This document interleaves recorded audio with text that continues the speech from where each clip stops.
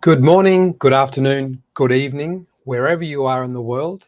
Welcome to this session from me, Andrew Mowat, all about the challenges of the first 30 days of leadership, middle leadership in particular, and especially those who are new to leadership, new to role, new to team, or new to school.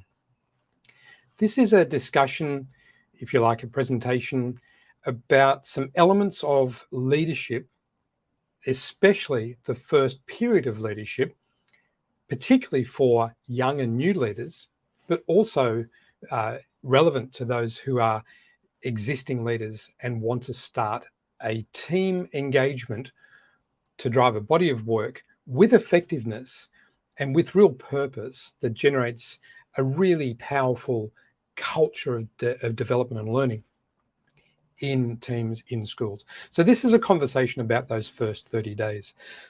I am going to be looking at various parts of my screen. I've got a big setup here, and I'm looking to other parts to be able to click the next slide.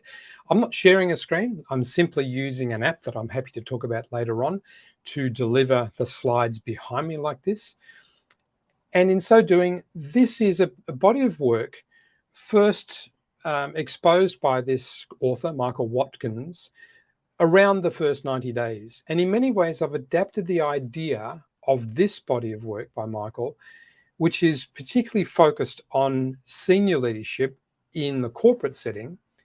And I've adjusted the time frame we're talking about, and I've adjusted some of the focus areas of strategy that we might be working through as well. So just before we start to go into this is a very strange environment to be delivering. It's a very one-way environment when it's just one person presenting. So I'm presenting to the camera and not really knowing if I'm talking to anyone out there in the big wide world, both here on StreamYard, on the various LinkedIn channels, and on our YouTube channels, including both EduSpark and, of course, partnering with Ed Events. So this might be reaching you on a number of channels, and I may not be speaking to anyone in particular. I may be speaking to a large bunch of people. So I invite you just to jump on and say hello right now, and to just maybe pop in whereabouts you are in the world, and that will come through into my feed as we progress. This will be available as a recording and will also be available inside the course, the program of development that I'll be talking about in this particular chat with you, and about the ongoing development that the work I do with middle leadership in schools. So thanks, Craig. I knew you'd be jumping on. I really appreciate that. And it's good to get the feedback that it's working. It's one of those funny non-feedback situations when often we rely so heavily on feedback coming back from people. Thank you, Craig, my friend. So before we get into the body of work, a little bit about me, although this is much more about middle leaders, new middle leaders, especially coming up to the next academic year. I'm co-founder with Craig Kemp of EduSpark, a professional learning platform. I'm also the principal partner of Mental Learn Education, which is all about delivery of leadership-based education, feedback, coaching, those sorts of elements. I deliver coaching myself, and I've had a long history in education. I often joke that I was born, sorry, Craig was born, not me. Craig was born the year that I started teaching. So I'm one of those crusty old journeymen of education. Welcome, Doha. Great to have you along. Hi, Ritika. Thank you very much for joining. And maybe pop in where you are joining from in the world. So now that you've got to know who I am, and if you want to know more, I'll have email contacts, and you can find me on LinkedIn, look at my profile. You can see the sort of work I love to do. And I love to play in that space of evidence, neuroscience, leadership, conversations that matter, and technology. And that's the world I like to play in. So I was saying that this work by Michael Watkins here is based largely with really valuable piece of work, but the context is a longer frame of development than we often get in that year of work with an educational team. Thanks, Mark. I appreciate you jumping in. Good old Queensland, one of my favorite parts in the world. By the way, I'm coming to you from sunny Singapore, and it is sunny and hot today. In education, I don't think we've got the privilege of working in longer timeframes. And so therefore, the first 90-day concept is reframed in our context to the first 30 days. In any case, the 90-day period for a school is the whole of the first term. And I don't believe we've got the opportunity to set culture, set mission, set ways of working in the first term. I think we've got a much shorter period of time in which we can bring influence to bear in our program of work as a leader, particularly a new to role, new to school, or new to team leader. And so we've got a much shorter availability, maybe our week before the school year starts, and then our first 3 to 4 weeks, which really makes us around the 30-day mark, the opportunity we've got to set 3 key strategies in play that optimizes and in many ways simplifies what is a complex role in a school. It doesn't make it simple, but it certainly simplifies it. But before we get into the first 30 days and the 3 strategies, I want to really interrogate you about what is the value. Why do we meet as teams? And if you're watching this, feel free to jump into the chat and add what you think here. What might be the value of a teacher team, a team of, say, year 2 teachers, a team of mathematics teachers, some sort of organization around a common role, year level or subject area, for instance, or other domains of work. What is that value of organizing ourselves into teacher teams? It's the way we've been for seemingly a long time. But I can tell you, when I first started working in education, it was a much more bipolar, if you like. It was leadership and then teachers. And basically the senior leader, the principal in the school, may have had an assistant, may not have had. And that one person tended to be older and male, and they tended to be quite didactic and command and controlled in their nature. It was unusual to be involved in a school that had a culture other than that. In the 80s, early into the 90s was when I first experienced this idea of a teacher team. And so therefore there must be some advantage to organizing ourselves in teams. And what is the purpose and the value? And again, inviting you to add some comments into here. For me, the value of a teacher team and the purpose of a teacher team are slightly different. The value is the capacity to collaborate and bring neurologically diverse, not neurodiverse in the sense that we understand neurodiversity, but that sense of bringing different brains to the table in order to solve complex issues and demands. Education has certainly complexified, if I can say that, in the journey of the last 25 years. And there are many more things that we need to attend to as teachers in a classroom, a hugely demanding role, which is way more than what I was taught when I first began in teaching, which was to have a body of knowledge to transmit to a bunch of kids. For me, in 1984, sorry, Craig, I've given away your year of birth there. 1984 is the year that I started this, and I was all about delivering my body of knowledge of science and biology to a bunch of kids in my classrooms. It's spot on, Doha. We do thrive through collaboration. There is actually a social need. It's one of the hierarchy of needs that we have, and often it's the very foundational hierarchy that we have to be connected to others. So it's a natural disposition we have in terms of organization, and we've started to see that this plays into a much stronger purpose. So here might be what you could think of as the purpose.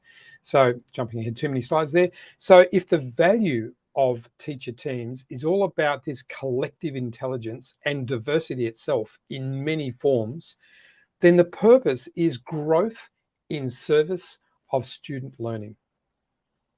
I'll say that again. I think there's a singular purpose for teacher teams, teams of people who are in the middle of delivery of teaching and learning in some form to a classroom of some age and context. It's universal.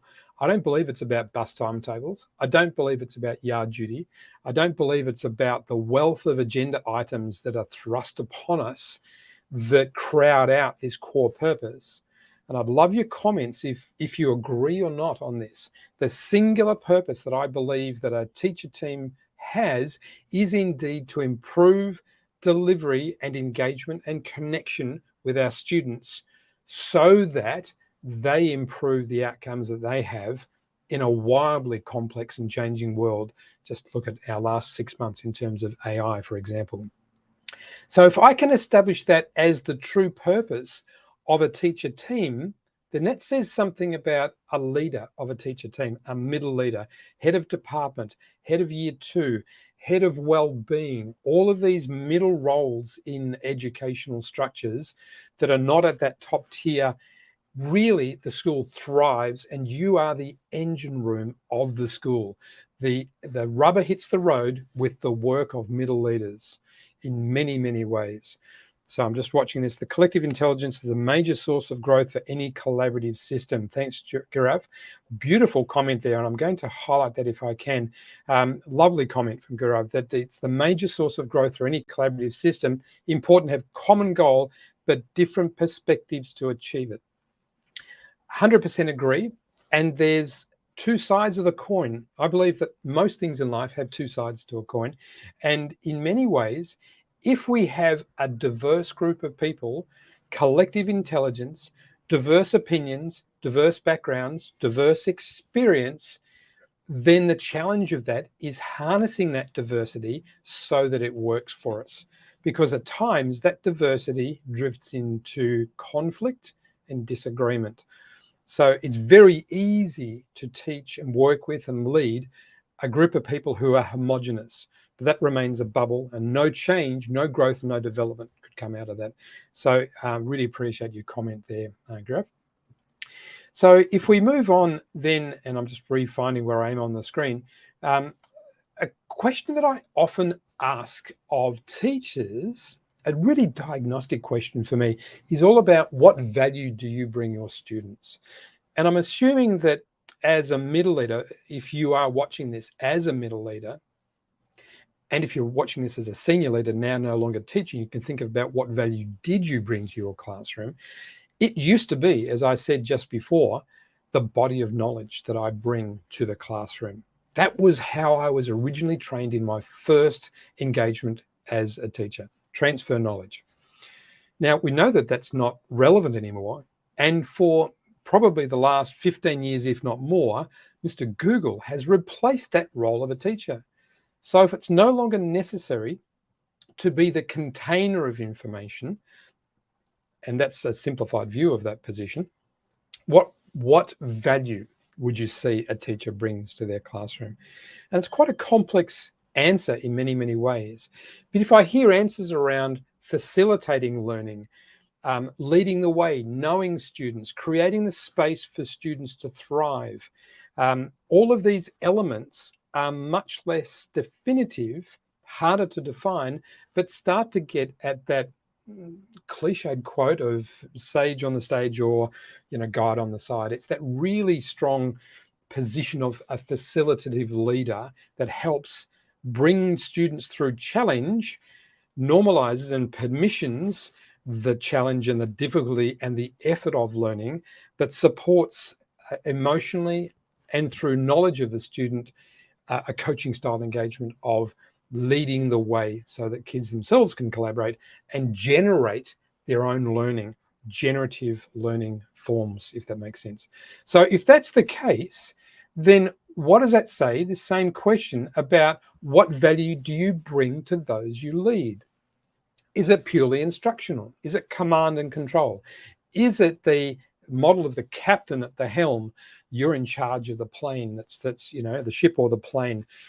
You have that oversight and instructional role of really telling people what it is they should be doing. That may have worked and did work in our previous generations where we were not dealing with the level of complexity in the world that we are now. So there's a slightly different, if not a massively different, way in which we must position ourselves in the active leadership of others. And it's very similar. It's facilitative, it's generative, it's inclusive, and it's collaborative. And that really starts to position quite a different set of skills that many of us have not been taught or have developed necessarily. Organically maybe, but not strategically and intentionally. So I love that, Mark, that one there. I'm just going to show that what values, as well as what value do you bring, what values do you bring? And the whole exploration of values is a really important and hidden area of the mindset. And I'll talk about mindset and skill set a bit later on. Really appreciate that call out, Mark.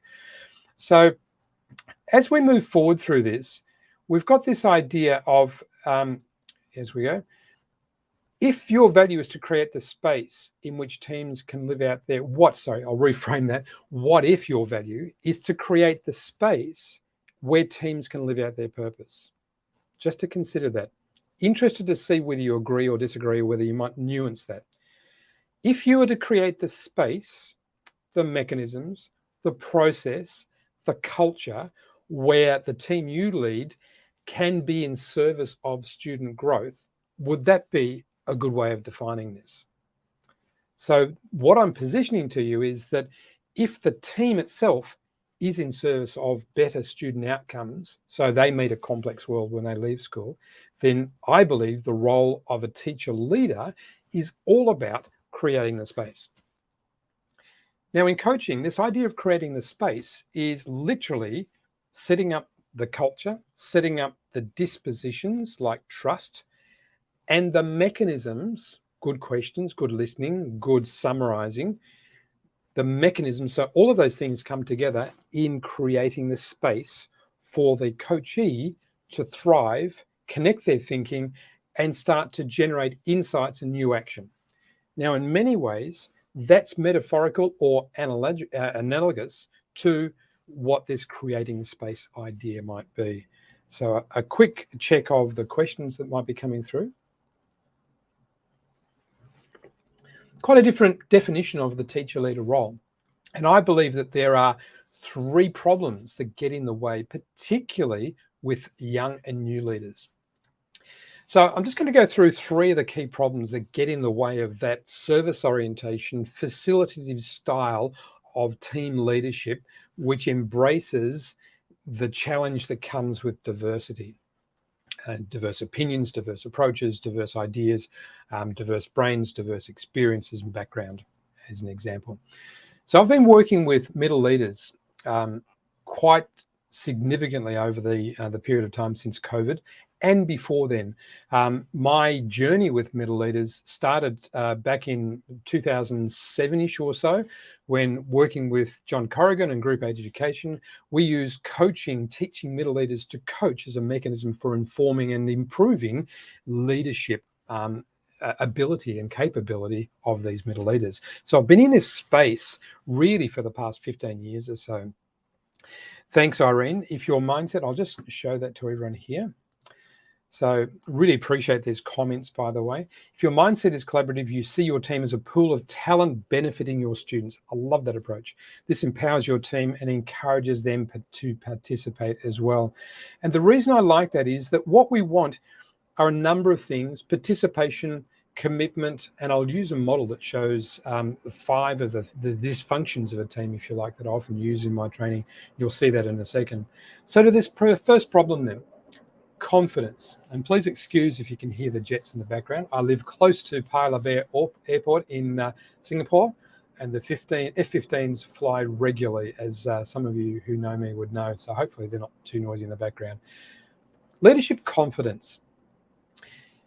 What I often see with young leaders especially, and the pool of young leaders in our world is growing rapidly in parallel with the teacher shortage, which means that often our teachers are becoming teacher leaders more early and with less experience. One of the foundational things I've discovered in working with teacher leaders in sort of middle to middle senior roles is this idea of confidence. So the situation is this: often these sorts of leaders, new to the role or new to team, maybe even new to school, are often leading a team of people who are more experienced and have had senior roles before, who may have been leaders, even principals. They're certainly generally older than the new young leader. And what happens when these people are given the challenge of maybe calling out some unwanted behavior, asking someone to do something, a delegation process, or asking someone to complete a process, to hold someone accountable to the culture that you're developing, you get things like, who am I to ask this person these things, because they've been in the job much longer than me. It expresses itself sometimes as an imposter syndrome. I'm going to be discovered that I'm not as good as these people who are older and more experienced. And this mindset stems from the assumption that age and experience equals merit and value. And there's a mindset that sits with this that prevents people from exercising the skills they learn with me, such as feedback, such as coaching, delegation, those sorts of things. What often they know how to do it, but what often stops them is this glass ceiling of this approach and disposition to, I think less of myself because I'm younger and less experienced. It's not just reminding these people that they got the job on merit. Sometimes you'll get these conversations in the head of these young people saying there must not have been anyone else for this role if they picked me. So we must work to this idea of improving or not playing into this imposter syndrome. And that's a piece of work that I do in some of the courses that I lead, and we'll cover some of that in this course that I'm talking about. The second problem is the disposition to conflict and a preference for comfort. I've worked with a lot of young, in fact, this is not just to young leaders, this is, I think, in everyone. We don't like conflict. But the thing is that learning lives in discomfort. We don't learn when we're comfortable. So if there's a premise and a need for the team to improve something about the way it does its work individually and collectively, then that requires moments of discomfort, which might involve moments of conflict. And I see some people seeking to keep the waters calm and avoiding conflict wherever they can, maybe even running and hiding in the cupboard. Pardon me.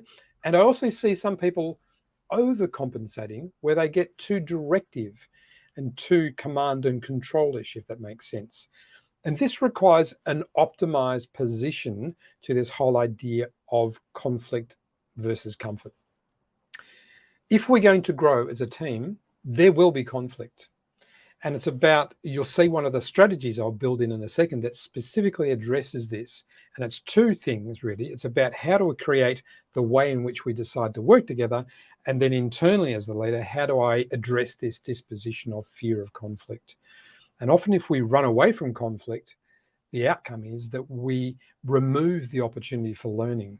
It's like feedback. Feedback is a very uncomfortable thing to deliver for both parties, but there's learning in the feedback that we effectively deny someone if we don't expose ourselves to the challenge. So I talk about challenge rather than conflict. So Doha, some principles project this idea on new young assigned leaders, presuming they are less competent because they are young. Young leaders, thanks very much, Doha. Young leaders have a tremendous amount to bring. And whenever someone has a but statement, but I'm not as experienced, I like them to flip the coin and say, but what else do you bring? And that may not be immediately obvious to a lot of people, but there is energy, there's fresh insight. There are a whole range of things that are not seen as value when compared against the perceived value of experience and age. And that's an assumption and a frame I'd like to challenge in the work of young leaders, if that makes sense. So the third problem is culture. And this one in particular is expressed through this idea of I have to prove myself, connected to number two, as you can see. So when young leaders naively feel that they have to prove themselves, that defaults often, not always, but often into a command and control type, captain of the ship type role, rather than a facilitative, developmental, creating the space type role. So contentment with a lack of robust conflict discussion can equal a level of stagnation. Absolutely. Thank you very much, Mark. Stagnation is absolutely the outcome from comfort. There's a piece of work that I'm building around the course instructional design that we're doing at EduSpark, which is all around that idea of intentionally embracing the bit below the line that is full of frustration, confusion, lack of certainty, lack of clarity. That's where the learning lives. Clearly, we don't want the discomfort to become extreme and trigger fight and flight in people's brains, but we don't want people to be comfortable. So there's this band where the learning really lives. And as leaders in a team, we need to permission that and drive to it and embrace it. We won't enjoy it. I don't say let's enjoy the discomfort, but it's where our learning absolutely lives. So our three problems then, in summary: leadership confidence instead of imposter syndrome, leaning into challenge around the diversity element rather than running from conflict or overbearing the conflict, and then finally building a culture that's really inclusive and empathic. And this forms the basis of our three strategies that I'll get to in a moment. Just looking at that, Rakita. Got some really good comments coming through here. So not always about age and experience. In fact, often not, isn't it? It's about upskilling oneself in the profession and having a growth mindset. Absolutely. And that growth mindset is actually embracing of discomfort. Ratika, I'm sorry if I mispronounced your name. I'm dyslexic, and sometimes I want to read that as Rakita. So apologies if I said that already. Gurav, absolutely the only criteria should be enthusiasm towards achieving the goal. And I believe openness to new experience and change. Someone who I think is highly coachable is someone who has an open mindset, similar to a growth mindset. And if you're highly coachable, I think that's one of the foundations for being able to be shaped into an outstanding senior leader later in life. It's the closed mindset and fear of something that's different. And to add to that, one of the indicators of open, closed mindsets are the degree to which I attach myself to an outcome and define myself by an idea. If someone criticizes an idea I have and I attach that to who I am, then by default, they're criticizing me. And then I will actually start to feel threatened by that, which builds that closed-mindedness dynamic. The people who are open-minded have this element. It's not easy to do. Self-awareness drives this, but separating ideas, opinions, and definitions from who I am as a person. That means I can allow someone to even attack the idea, challenge the idea, without me being challenged at all. So part of the dimension of development here for leaders as they go through life is to, in fact, have that vulnerability, which is an element where I'm not really talking a lot about today, but that's a key element here. The vulnerability to allow opinions, pardon me, and ideas to be challenged. And the culture we want around conflict is actually around the ideas, opinions, around the cognition, not around the person.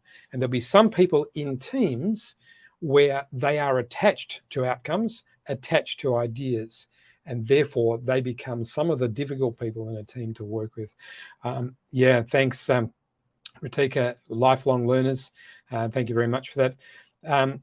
Embrace the discomfort. It's something that surprisingly, Irene, that we don't fully build into our deliberate practice of learning as adults. And there are two things that I really talk about, in fact, three. One is whoever talks the most learns the most. So my discomfort with this sort of delivery is I'm the one who's talking.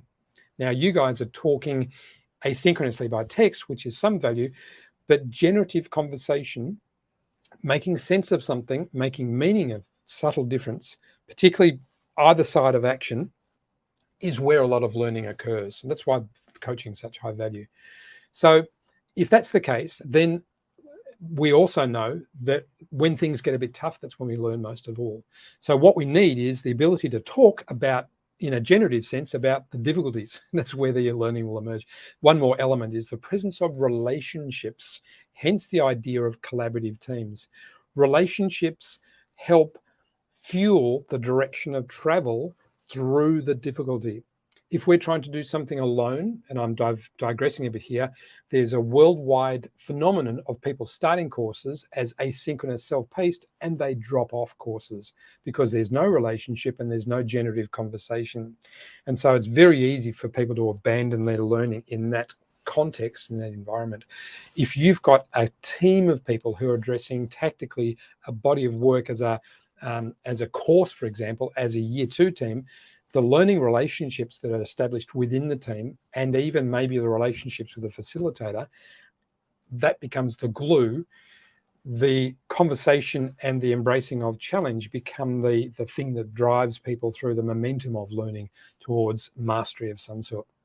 Apologies for that digression as we move forward through there. I'm going to skip the slide I had prepared because I do want to give you the chance to look at some value here. And so I'm going to go straight to this one. And let me just adjust where I'm sitting here. This is Patrick Lencioni's 5 Dysfunctions of a Team. It's a really good body of work, and it's formed the foundation of some of the team leadership framing that I do with people. And it's deliberately in a hierarchical pyramid. So absence of trust is the thing that upsets the apple cart for most teams. It's foundational. So if there's no trust in the team, none of the things above it can be executed or delivered. Trust comes from empathy, and trust comes from a number of things. I talk about trust as a standalone workshop sometimes, and in this course of work that I've got here, that will be a mini course in the program I'm talking about here. Then we've got that fear of conflict. Then we've got a lack of commitment, an avoidance of accountability, and finally at the top, inattention to results.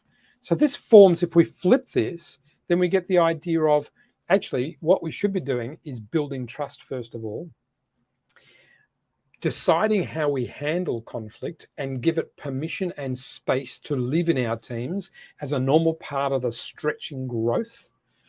I'm often reminded with a teenage son that this is a bit like this, this whole idea of kids stretching the boundaries and the discomfort we go through in that exploration of where is the boundary now and should it be moved, and all of that sort of conflict between kids and parents is where the learning lives, isn't it? As we go through that, when we can satisfy those bottom 2 layers, we start to build a connection and a commitment to us as a body of people with a mission. When there's a mission, it also helps shape the agreed energy that we're going to spend on this collaborative approach. Holding each other holding each other, pardon me, accountable is also something that's a key element of high-performing teams. And then this final idea of attention to results. This works in high-performing teams. It works, sports teams, any sort of team that you want to frame this against. You will get this as a descriptor of poor performing or high performing teams accordingly. Hi, Steve. Thanks for your comment here. Having shared goals with shared accountability differentiates from teams from franchises. Very interesting.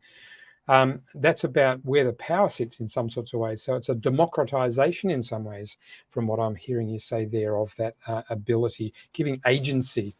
Agency is a part of this conversation. Agency for the team members is really key here. I don't know if I'm misreading what you're saying there. So then this comes to the major model, and just let me help move myself out of the way a little bit. I'm using this wonderful app, and if you want to know what the app is, certainly feel free to give me a ping on email, and I'll share what I do with this.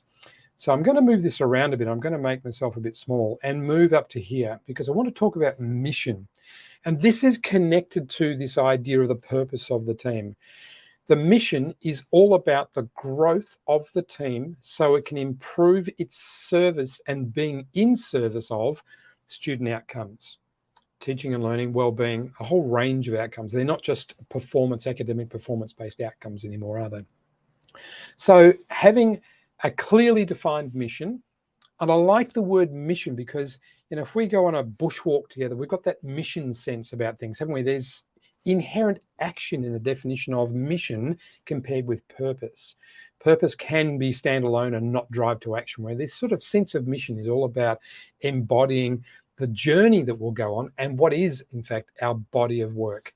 It's almost like stepping back and saying, imagine we're in December, looking back to the year, what would we have liked to have achieved? That's one way of getting at this mission idea. And what I'm looking at here, I need to make my other, because it's really, clicking the wrong button there. It's about priority, and it's about learning action, and it's about deliverability of results and improvement in some way. Priority, the challenge for middle leaders is there may be, from time to time, things like bus timetables, yard duty, all of those operational things which can easily occupy our time, but I believe are of less value and are in less service to our students. They can be dealt with often in other ways.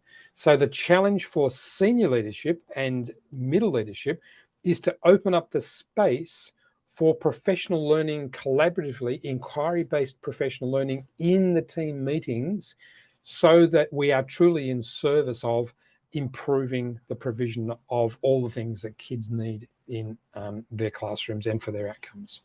So if we move across to this idea of charter, and I've taken a while to find the right words here, and I don't know if I've established these, but these are the three strategies. Let's be clear. So it's about defining purpose, mission.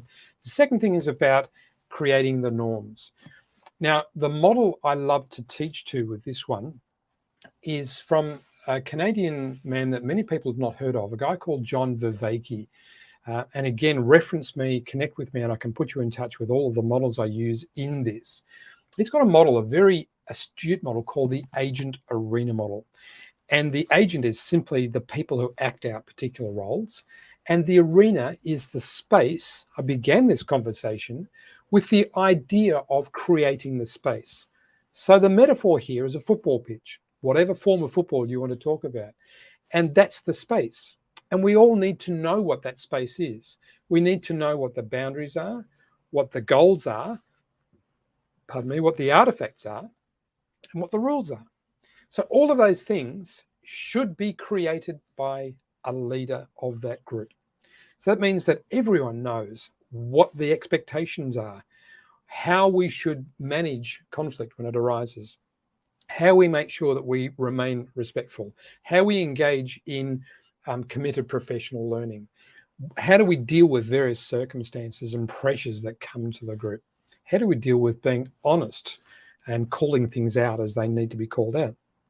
So that metaphor of the pitch, if we all have clarity that this is a football pitch, it has some boundary lines, it has some markings, it has some rules of operation, and it has some artifacts like goals and even they're agents. I was going to say even things like referees. A referee is an agent.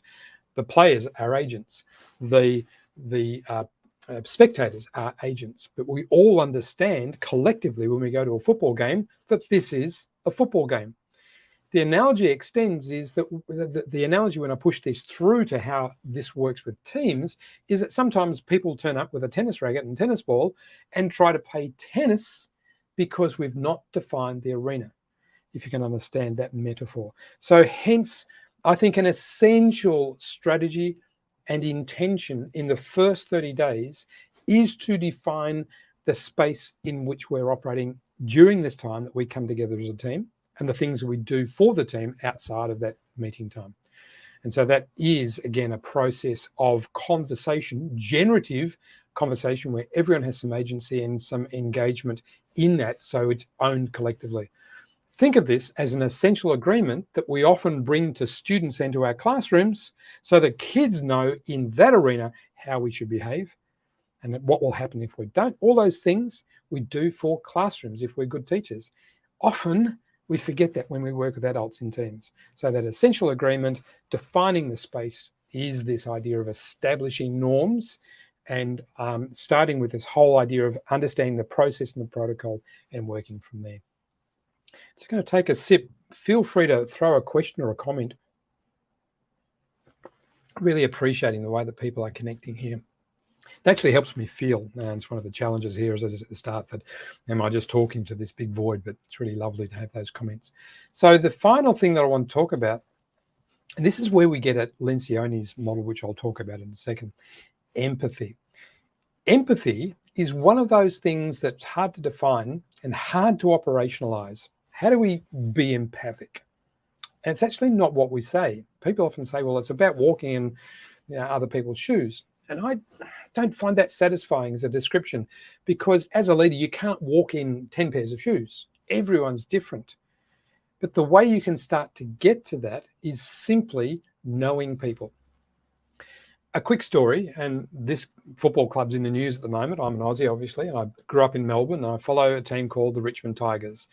And they went from also ran very low in the competition on their table to winning the premiership in 1 year, culturally on the basis of knowing people. When you know people, you tend to trust them more. And when you feel that they know you, that trust continues. So the elements of felt trust, felt respect, and felt empathy, I believe, emerge out of the practice of knowing people.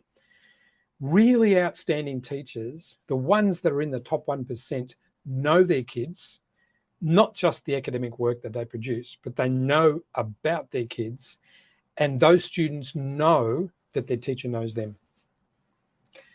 Another way of illustrating the importance of knowing people is when you might be in a relationship, any form of relationship, but significant. It can be romantic, family, friend, anything. When you have that moment, which sadly a lot of us have, where you think to yourself, this person doesn't know me. After all this time, they don't know me. It's quite chasmic in the sense of building a chasm. It's one of those moments that rocks the relationship. And so the mechanism and the process of knowing people, I think, is completely undervalued. And as a leader, in the first 30 days, we should be all about building mechanisms of knowing people. There's a wonderful YouTuber and thought leader and content provider who is all about the idea of connect before content, Chad Littlefield. So if you look up Chad Littlefield on YouTube, you'll see a wealth of information about how to engage and connect at a human level with people before you get into content. So that works at a training level. And I've not had the opportunity at all to do this here, which is another reason why I'm uncomfortable with the medium.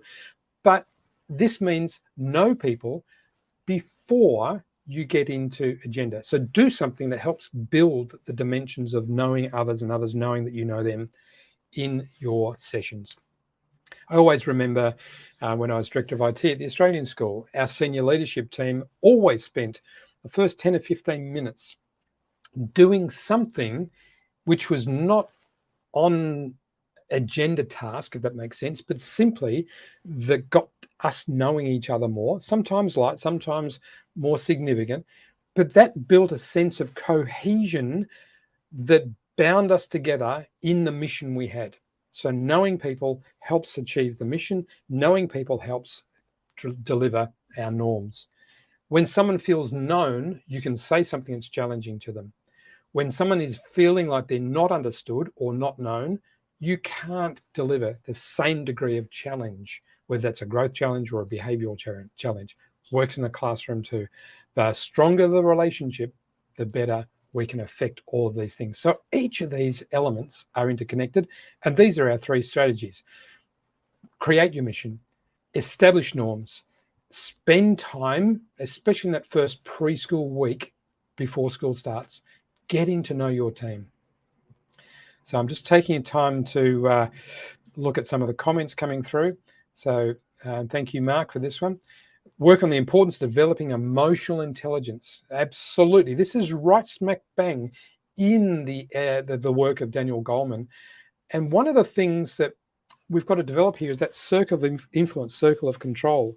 And actually, by knowing people more, you actually expand your circle of control and your circle of influence. So really important to do.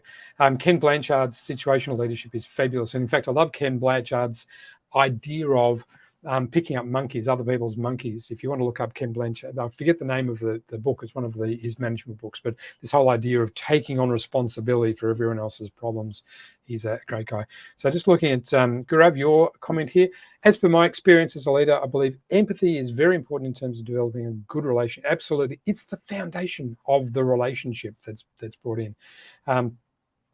Mental well-being, work productivity is better. I'm just summarizing here. Really building mechanism of knowing people is one of the major tasks in the initial phase, 100%. And it actually leverages off all the others as well. And a quick comment from Doha as well. Help them bridge perspectives with their colleagues. Absolutely. So there are a number of ways we can do this, Doha. They sometimes, in their poorest form, become icebreakers. And that doesn't have that deep purpose. But if we reframe that whole idea of warming each other up into this relationship, simple things like 2 truths and a lie as an activity, there are a whole range of social construct in activities that you can build into a team that become enjoyable in their own right. There's a website called Thursday.social, which is a lot of fun.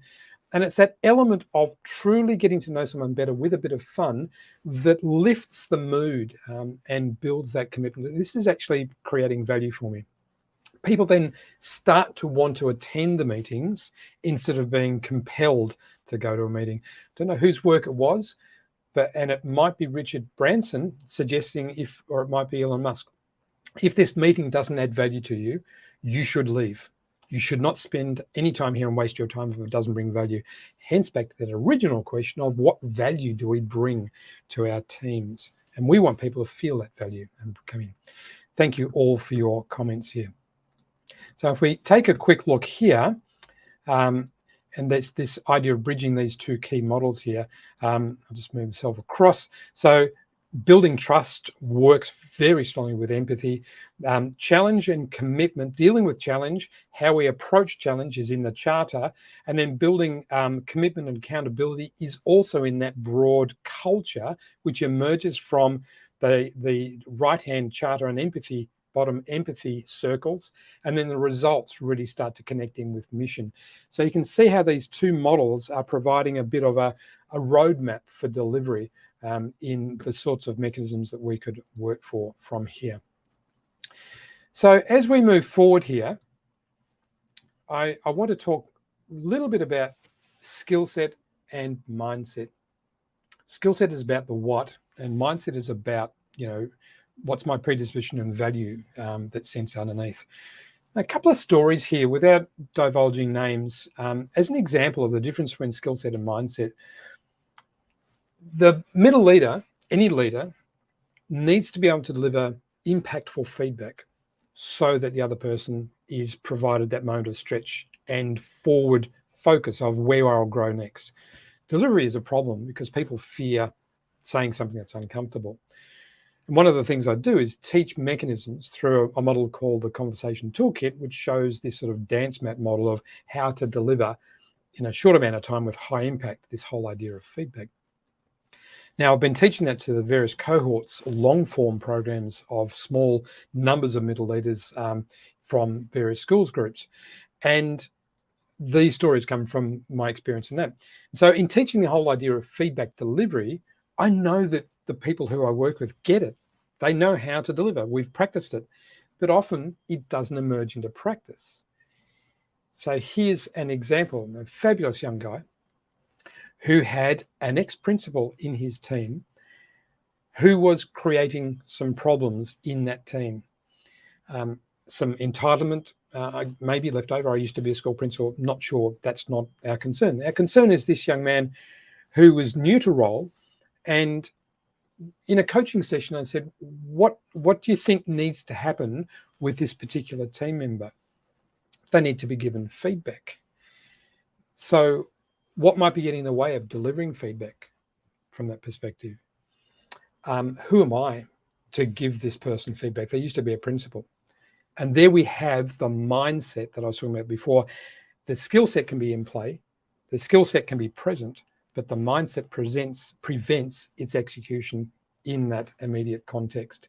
So I think whenever we work with people in significant areas of growth that require a stretch in mindset, a reframe of mindset, then we need to involve ourselves in coaching as one-to-one conversations to help deliver that. But it starts to show why we need to work on both. And in fact, in our world of professional learning and training, it tends to be, as a general statement, exceptions included, of course, that it's a skill set delivery, and what stops it being executed in the right situation is a mindset. So there are predispositions and mindset approaches that we look in these sorts of programs of work, which starts to help people be aware of the mindset that's in play, because often it's invisible. And then secondly, to challenge it. And then thirdly, to step out of it and move into a new mindset that is much more supportive of the role that is middle leadership. Mark, you spoke about Daniel Goleman's work. A lot of that emotional intelligence is founded on self-awareness. And I believe self-awareness is a generative output from conversations that matter. So the more we talk about those sorts of situations, again, coming back to the power of whoever talks the most learns the most, when we start to access our internal less than conscious states, we can call up some of that content, process it, and build our awareness. And so there are a couple of things that I think build self-awareness. And one is a mindful approach to things. Secondly, it's dialogue, generative dialogue that does that.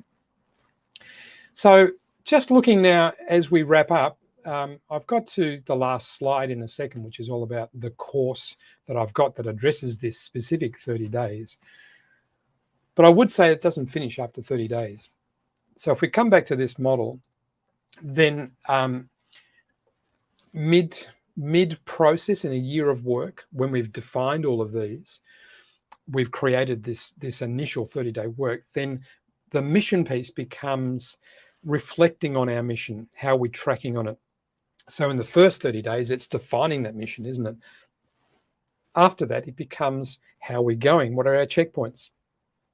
Also checking in, are our norms still working? How are we going with that? And checking on how well we know each other. So there are these checkpoints along the way that once we create this template for team collaboration with power and purpose, we then need to come back every so often, either as a leader alone reflecting on these, or as an activity with the team to say, how are we going with each of these? Are there any things we need to tweak or change? Anything not working? That sort of approach is an essential part of this. So it's not just the 30 days. This will establish the foundation of the work for the rest of the year.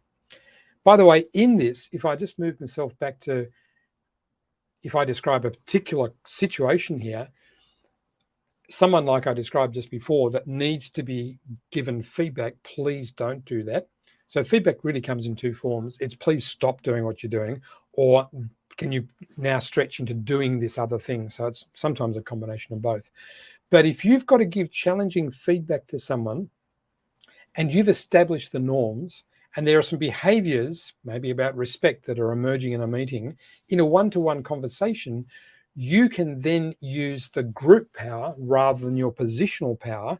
Remember, as a group, we established the way that we'd work together is to always be respectful of the person and challenge their ideas. What I need to have to say to you is about giving you feedback that seems to be not the case with yourself. What are your thoughts? So what I'm doing now is calling out the norm to help me hold someone in line when they do need to be called out. So the norm acts as a mechanism to help me maintain the role I have as a leader. That's further amplified by building strong relationships. And again, if I've got an empathically founded relationship with this person I'm calling out where they trust me, that feedback will land. If I don't have their trust, they feel like I don't know them, I don't understand them, then I may not have that same traction with that feedback. I can also call that into the mission as well. So you can see, as a system of leadership, these three things really come into play in a powerful way. So just looking, a culture of humility and transparency, hugely important. Humility, vulnerability. Interestingly, that capacity to say to a team that you lead, do you know what, I was wrong with that one? Or delivering a little bit of yourself that exposes yourself to some level of vulnerability. And again, I've seen some excellent leaders that I've worked under do this consistently. Not too much. It's like spice in a meal. If you add too much spice, it overpowers the meal. Vulnerability should be carefully given, but it means that we show emotions. We call them out and say, you can see that this is frustrating me, or I'm sorry, folks, I made a big mistake on that one. You know, those sorts of moments of humility and vulnerability hugely develop in power, in concert with knowing people, builds that trust, builds that humanity, you as a person. And this is all human-centered, is another way of talking about this.